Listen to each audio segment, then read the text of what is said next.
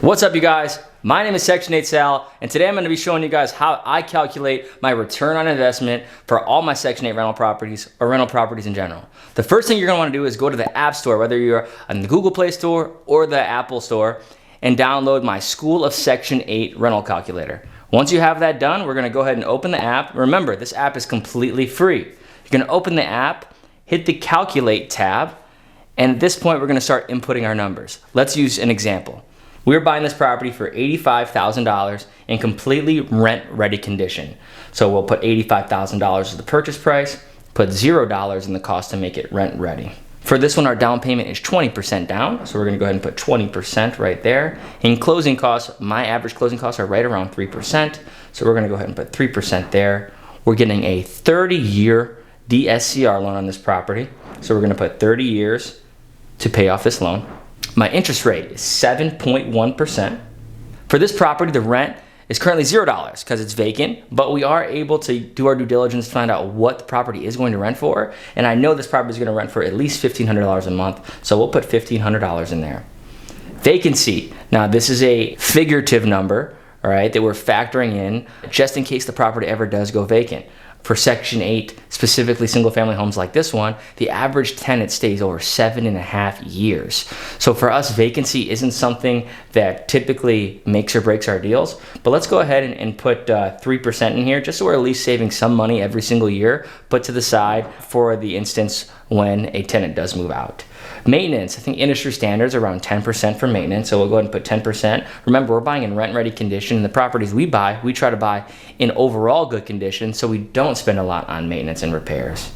Management, now this is completely gonna change depending on your situation. In my instance, I'm paying a 9% management fee for someone to take care of the property for me. Remember, if you're managing the property yourself, this number would be 0 because you're managing it yourself. You wouldn't be paying anybody.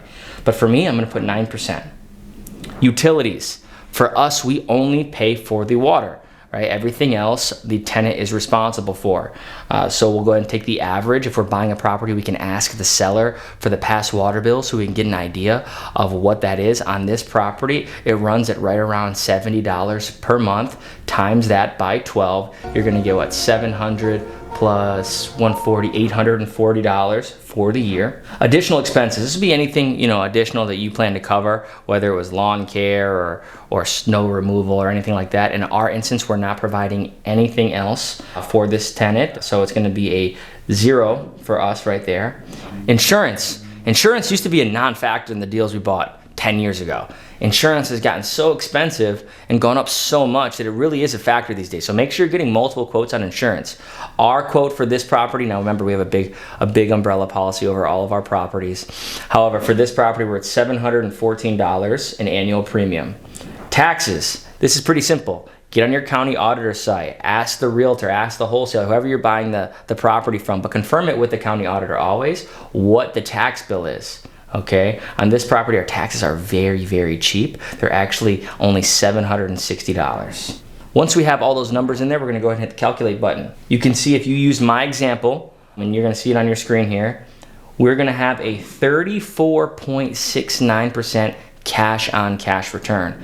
That is a absolutely beautiful sight to see. I always say we look for a floor of 20%, right? If it's a 20% cash on cash return, that is a great return. Meaning if we put up $10,000 and we were gonna make back $2,000 a year forever, that is a 20% cash on cash return, and it's going to basically pay us a salary forever, right? In this instance, we put up $19,550.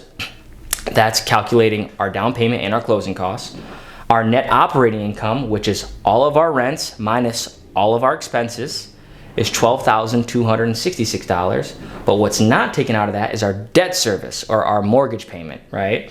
And the debt service for the year is $5,438.78, leaving us with that number of 34.69% as a cash on cash return. Or some people on here look at cap rates. Typically, I'm not valuing a cap rate much unless it's a 5-unit or larger property where the cap rate is actually used to evaluate the property on an appraisal. In a residential situation, 4 units or less, it's kind of a non-factor in my opinion, but that's there for you for if you are calculating on a multifamily property. The annual cash flow, which again is the NOI, net operating income, minus your debt service for this specific deal, is $6,782.22. And remember, that is not including any of the equity you're building through paying off that mortgage every month. So year one, you're also paying off $677.55 of principal, meaning you've built $677 of equity in year one, and that's gonna go up every single year. Now, if you're calculating the return on multiple properties, you'd go ahead and hit save here, save the property address, save it 123 Main Street there. Then you can start comparing all the deals that you're evaluating in your buying process. So this is a great, great tool. I use it every single day in my business, and it really has streamlined evaluating deals for me. So I hope you see a benefit to it. Download it, it's free. If you have questions, DM us. We look forward to helping you.